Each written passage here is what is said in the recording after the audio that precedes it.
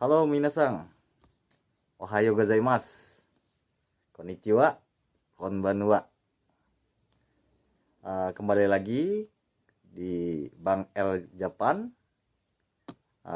Alhamdulillah kegiatan hari ini saya sudah melakukan pendaftaran paspor. Saya cuma pengen cerita dan pengen biar mengedukasi teman-teman yang ingin sekolah ataupun ingin berangkat pergi ke Jepang. Yang saya alami ini ya. Jadi benar-benar apa yang saya alami, konten edukasi seputar bekerja ke Jepang. Apa yang saya alami saya edukasikan ke teman-teman. Mungkin beberapa teman-teman yang sudah berangkat ataupun yang belum, khususnya yang sudah berangkat, masing-masing daerah mungkin berbeda. Cuman untuk prosesnya kurang lebihnya sama. Tadi saya proses ke imigrasi. Alhamdulillah tadi bareng sekeluarga. Ada ibu, ada ayah, ada kakak, dan ada adik saya juga. Berangkat dari rumah ke imigrasi TPI Bandar Lampung. Sebelum melakukan pendaftaran ataupun registrasi, itu saya sudah melakukan di akhir tahun sebelumnya untuk apa, jadwal pembuatan paspor. Jadi tata cara yang pertama itu pembuatan paspor. Yang pertama kita melalui aplikasi M-Paspor. Jangan lupa M-Paspor itu langkah-langkahnya kita ikutin. Ada banyak yang harus diisi di M-Paspor. Setelah kita pilih jadwal sampai keterangan selesai, itu melalui pembayarannya pun melalui aplikasi. Jadi no calo-calo. Jadi tidak ada pembayaran melalui orang dalam ataupun jalur cepat. Jadi bagus untuk aplikasi Indonesia sudah melakukan update untuk pembayaran ataupun yang ingin melakukan pembuatan paspor. Melalui aplikasi kita set jadwal paspor yang tertera itu jadwalnya tanggal berapa aja. Jadi kita nggak bisa nentukan. Jadi kalau kuota besok itu habis, kita pilih tanggal yang berikutnya yang sudah tersedia. Jadi jangan sampai kuota itu habis, kita tidak bisa di bulan ini. Contoh, kemarin saya melakukan set jadwal itu di akhir tahun. Cuman akhir tahun ternyata udah penuh. Saya melakukan jadwal itu tanggal 25-an, saya cek dari aplikasi ternyata penuh sampai tanggal 31. Jadi bisanya di awal bulan Januari. Kebetulan hari ini tanggal 5, hari Senin 2026 Januari, saya melakukan paspor, registrasi paspor. Pagi tadi bersama keluarga, kemungkinan pagi jam 7 lewat lah saya berangkat. Karena jadwal saya di jam 10. Jadi di jam 10 itu hanya sebagai jadwal kita kehadiran aja. Datang lebih awal lebih bagus. Walaupun telat sedikit juga kayaknya sih nggak apa-apa. Karena itu cuman sekedar kita sudah hari itu harus datang. Yang kita set jadwal hari tanggal 5 yang penting harus kita datang. Kalau keterangan di aplikasi itu kalau kita hari itu kita tidak hadir, itu bakalan hangus. Jadi apa aja yang perlu disiapin untuk pembuatan paspor? Ini yang apa yang saya alamin ya. Yang pertama itu rekomendasi dari pihak LPK yang perlu disiapin. Yang kedua, kontrak kerja. Kontrak kerja dari ada bahasa Indonesia dan full Nihong ya. Jadi ada bahasa Jepangnya Nihong sama bahasa Indonesia. Itu kontrak kerja perlu di print dari kita dapat dari LPK. Setelah lulus job itu sudah disiapkan oleh admin LPK-nya masing-masing. Saya selalu komunikasi terus kepada sensei-sensei saya tuh untuk disiapkan rekomendasi dari pihak LPK. Dan surat kontrak kerja, satu lagi penghantar. Nah, kemudian pendukungnya yaitu ijazah atau akta kelahiran asli dan fotokopi. KK fotokopi aja sebenarnya cukup, tapi alangkah lebih baiknya dibawa yang asli. Kemudian KTP. Nah, satu lagi permasalahan tadi ketika saya mendaftar itu ternyata ditanyakan, saya awal mula daftar dulu ya. Saya datang ke aplikasi ke tempat imigrasinya, laporan ke security bahwasanya saya ingin melakukan pembuatan paspor. Nah, security nanya kembali, sudah buat lewat aplikasi apa belum? Nah, kalau kita sudah buat, kita dipersilahkan langsung ambil amplop kuning di petugasnya, diarahkan nantinya. Setelah pembuatan paspor, pengambilan amplop kuning, saya diarahkan untuk melengkapi data-data yang sudah saya bawa seperti yang saya sebutkan tadi, KTP, KK, akte kelahiran atau ijazah asli maupun fotokopi. Cuman itu berkas fotokopian semua yang kita taruh di map kuning. KTP, fotokopi KTP juga. Fotokopi KTP pun tidak boleh dipotong ya. Tadi saya sempat fotokopi ulang karena ternyata tidak boleh fotokopi yang dipotong itu. Jadi harus bentuk kertas A4 seperti itu.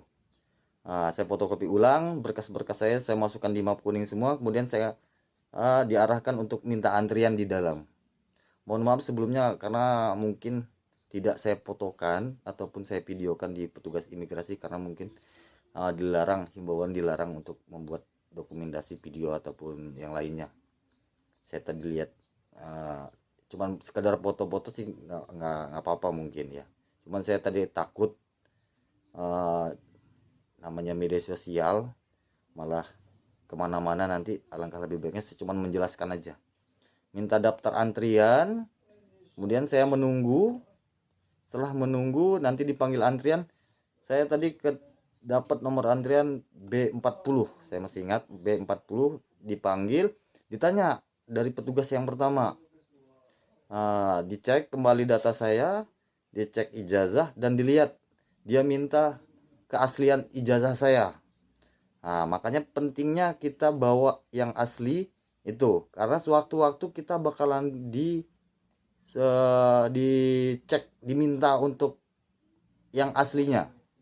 Kita perlu bawa yang aslinya karena kita tidak tahu di lapangan seperti apa. Tadi saya dicek untuk ijazah asli saya untuk memperlihatkan saja. Dan KTP saya pun domisilinya bukan daerah Lampung. Saya cuma dikonfirmasi aja, kenapa ditanya-tanya biasa aja lah. Alhamdulillahnya saya bisa menjelaskan. Itu sebenarnya formalitas saja.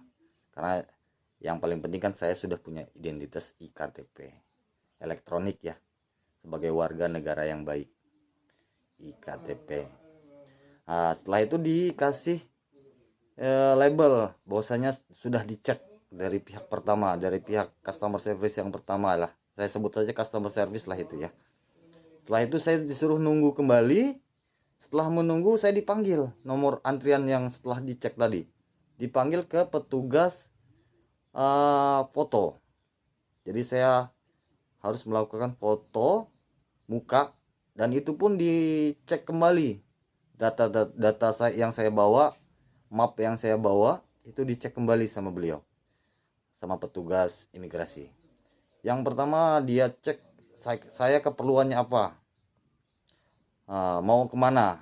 Saya bisa jawab semua alhamdulillah.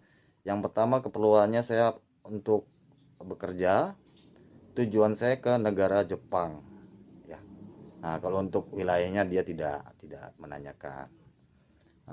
Kemudian yang paling penting ini, tadi saya tidak menyebutkan dari dokumen yang tadi yang saya sebutkan yang pertama, itu dia tidak menyebutkan orang tua, surat izin orang tua. Untungnya alhamdulillahnya orang tua saya ikut.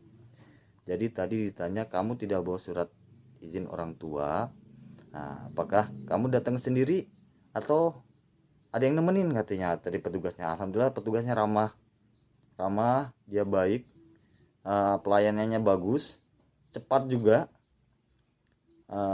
menanyakan saya sendiri apa barang orang tua ataupun sanak saudara. Saya bilang tadi kebetulan saya dengan berangkat barang orang tua. Nah, itu pentingnya dokumen surat izin orang tua bagi, saya bawahin ya, bagi yang belum menikah. Jadi status belum menikah itu harus diketahui oleh orang tua. Pentingnya surat izin orang tua itu karena kita belum menikah. Bagi yang sudah menikah menurut saya melampirkan buku nikah saja.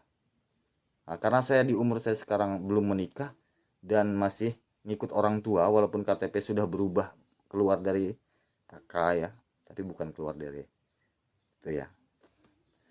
Ya. Jadi saya harus ada surat izin orang tua. Alhamdulillahnya tadi saya bawa orang tua, ditanya orang tuanya ada kata saya. Akhirnya disuruh panggil dan disiapkan untuk KTP aslinya. Jadi KTP asli orang tua, bapak dan ibu. Cuman yang mau salah satu aja boleh, ibu maupun ayah. Kebetulan tadi saya orang tua dua-duanya hadir, cuman saya wakilkan ke ibu saya yang menghadap, dan ibu saya hanya ditanya konfirmasi aja sebetulnya. Bahwasanya anaknya ini betul pengen kerja di luar, yaitu tujuannya ke Jepang. Nah, betul katanya ibu saya tadi itu. Alhamdulillah. Dan kemudian orang tua saya ditanya anaknya ini anak keberapa, begitu aja. Sebenarnya konfirmasi aja biar tidak ada orang tua sudah mengetahui lah tujuan anaknya kemana dan perginya kemana gitu. Setelah selesai, petugas imigrasi tadi bilang ke saya sudah selesai semua berkasnya, ditunggu 1 minggu kemudian. Nah, ini kan tanggal 5 dan saya disuruh ambil paspor di tanggal 12. Jadi 1 minggu ke depan saya ambil paspor saya, hasil paspor saya hari ini. Dan beliau tadi saya tanya, sudah selesai Pak, kata saya. Kemana lagi saya berikutnya, kata saya. Oh iya, tanggal 12 nanti bapaknya balik lagi ke sini untuk ambil paspor, bawa KTP saja, KTP asli. Jadi begitu untuk mekanisme pembuatan paspor hari ini. Alhamdulillah berjalan lancar, semoga sampai saya bekerja ke Jepang dan sampai pulang lagi ke Indonesia, semoga semuanya diberikan kelancaran. Mohon doanya kawan-kawan, semoga lancar urusan saya, dan jangan lupa like, subscribe, dan komennya ya di Bang L @Bang L Japan. Oke? Arigatou gozaimasu.